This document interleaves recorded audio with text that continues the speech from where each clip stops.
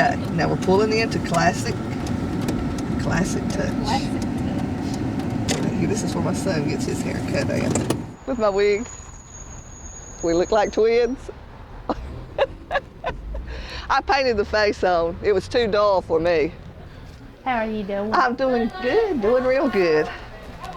How are you doing? Doing good. Good. Oh, okay. I'm nervous. This makes me more nervous than when I had the chemo. Me too. Sure does. Oh. We're Oh, gonna make it pretty. good. Yeah, you make me pretty, Beth, because I've never had short hair in my life. All right. Here How we short go. we want it? Short? Short. Let my hair look good. Oh, I don't ask for a lot. In July, we're all going to rent this big, like, Winnebago thing, and we're going to go to Graceland together. And we're going to film that with 6 of us going to Graceland. And we're going to have a ball up there, I tell you. Oh, Lord. Did you see all that hair come off, Ken? I was watching that. Mercy, mercy, mercy. Lord, check my pulse quick.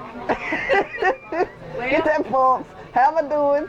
Yeah, slap it a couple times. Bring me around. Get the smelling sauce. I'm not going to look till you tell me to look. Do what you think. Okay, as a little boy in Home Alone said, ah!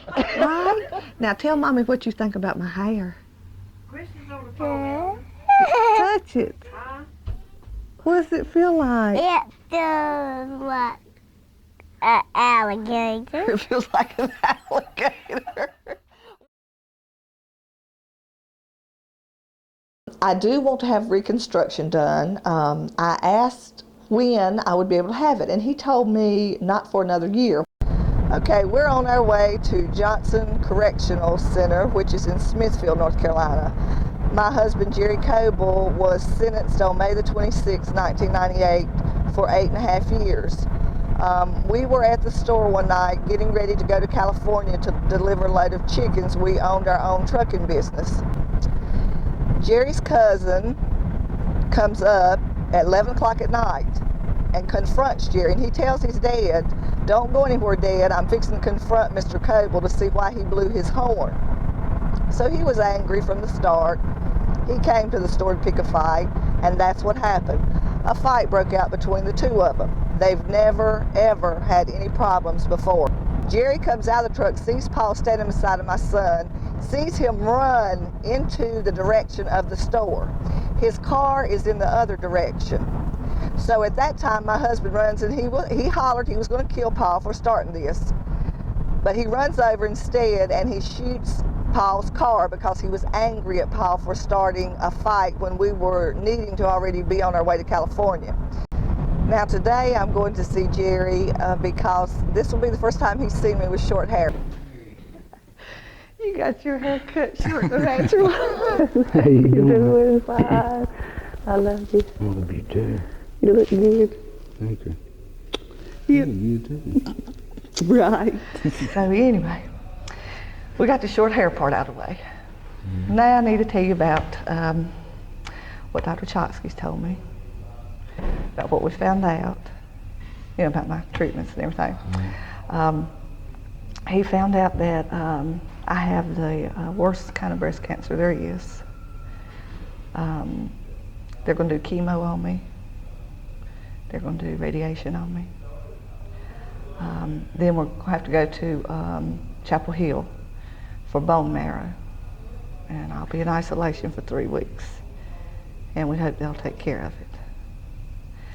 So my prognosis is 50-50 after the treatments. Are you sure? Well, they can't be sure about anything. I'm sure I'm going to make it. But they're sure about what they know, but I'm sure about what I know. It's going to be good. You don't have to worry, it'll be good. I know you're going to cry, and I know you're going to make me cry. I'm going to be fine. Hey, we made it through all this, so we're going to make it. We are really going to make it. Because I got determination. You got determination. I know you're hard-headed. Yeah. So I've got just about as hard-headed as you are since you've been gone. So we're gonna get there. Then when you come home, we're gonna have the best time in the whole world. Yeah. Where are we going? Disney World. Disney World. That's right. That's Drew's place. We're going. Everybody's going to Disney World. Give up, say bye. You take care of yourself. Be sweet. Thank you for coming. Well, you're welcome. I love you. You be sweet. Be careful going home. I will. I'm Barbara's mom, Margaret Wellens. In 1935, Barbara was born. Pretty little girl. And we named her Barbara Ann. And until this day, I still say Barbara Ann. I don't say Barbara like a lot of people. But we were all so thrilled, the family, when God gave us Barbara. You had a real sickness. She had some sickness at 9 months old, and it drew us a lot closer than we had ever been, because we thought that we were going to lose her for a little while, but God saw something different. And He knew what she was going to do through her life. And as the saying is, God just let me have her for a short period of time, I thought. But now she's getting old with me. That's funny. She's getting old with me, and I just want to say thank you, Lord, for sparing her life. Until then, I can't remember the year she had her first malignancy. 1976. 1976. And it brings tears to my eyes. That's okay, Mom. That's okay. Because I know, without a shadow of a doubt, that there's a purpose in all of it. And I know that people would look at it and say 6 times. Oh, 6 times. But you know, it would go from one place to another. And every time, it seemed like it got a little worse. And I remember one time, I left the hospital, and I was crying, and I was coming here. It was after me and we had married. And the law stopped me. I was speeding. And he said, Miss Wellens, you were speeding. And I was crying. And I said, I'm sorry. But I said, I just left the hospital, my daughter. We don't know if we're going to lose or not. It looks like we might. And he said, I'm not going to give you a ticket. Go on home. And don't get under the steering wheel anymore. Mom, you're so sweet. You're so sweet, and you wonder sometimes where we draw our strength. We draw our strength from you. As a good mom. I always tried to be a good mom. And as a good grandmother. You've been a good daughter. You've been a good daughter. I remember. What do you remember? I remember you always was real obedient. Oh yeah, I love hearing how precious I was, Mom. You just go right ahead and tell it. I remember when we was at the barn stringing tobacco, and you didn't have but one job. You had the job to keep the sticks at my stringer. And I said, Barbara, I need some sticks. And That was when I was up in a tree. You was up in the tree, and you said, and I went and I broke me down a switch, and I switched your legs. You remember that? I remember them Yes, you did. switchings. Never again did you do that. Never that was again. the only time you've ever rebelled against me. Never again did I flaunt off at my But mama. you and say, really did. Oh, you, I said, well, it's got to be done. So I'll just switch her real good, and I switched you.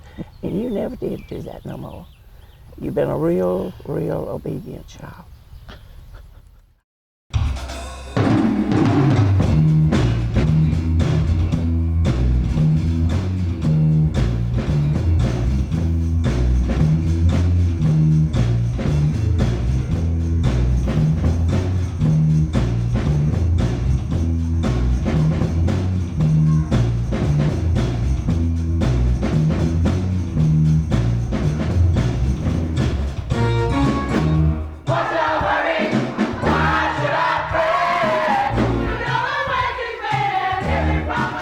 Hi, my name is Latoya Murphy, and I'm Zenobia's oldest daughter.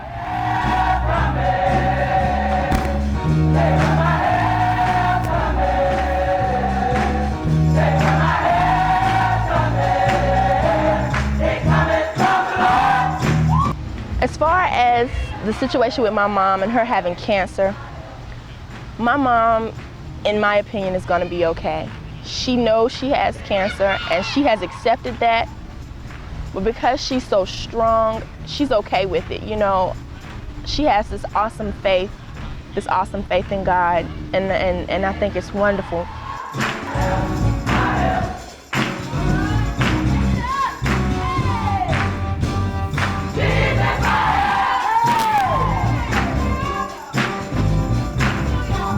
I think that as far as, you know, if something was to happen, if God forbid my mother was to die, I don't think I would get the attitude that God has let me down because he doesn't put any more on me than I can bear. I just think that it was time. Everything happens in due season, and if it's her time, it's her time. And it's gonna be well because everything happens for a reason, you know, and he doesn't make a mistake. So I know that if he was to take my mom right now, he would make it so that I would be okay and my sister would be okay and everybody would be fine, you know, because, you know, everything would be great.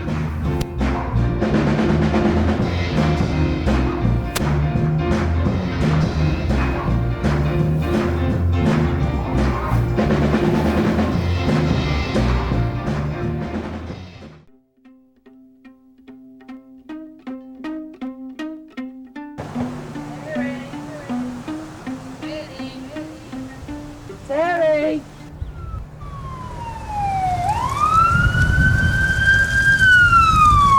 Terry! Terry? Terry? Terry? She's in her room. Okay. Terry? She's moving. Okay. Terry? Terry? It's Ken, honey. Sweetheart, take the pillow off your face, baby. Come on. Everybody's worried about you. They called your brother. They sent me to the emergency room. And I had to go over there, and of course they did all their stuff, you know. And my lungs was okay. It's just an infection, so I had to get my medicine, and I took a Phenergan. What I died. Yeah. I tell you, I was up all night. I felt so bad. I was calling this morning at 8 o'clock, going to get me an appointment, but they don't even answer the phones to 8:30. And last night was the first time I've ever been sick on my stomach. And I didn't throw up, but I was this close. And like last night when actually it was probably 1 o'clock this morning, I was sitting here on the couch rubbing my head thinking, oh, please, please, please, don't let me throw up. I can't throw up. Everybody's body handles it differently. They do, don't they? And that's what I said, you know, I'll be as strong as I can. I'll fight. I ain't gonna give in to it. I won't let it beat me. Me and it'll have a tangle. We'll fight a while, but I ain't gonna give in to it.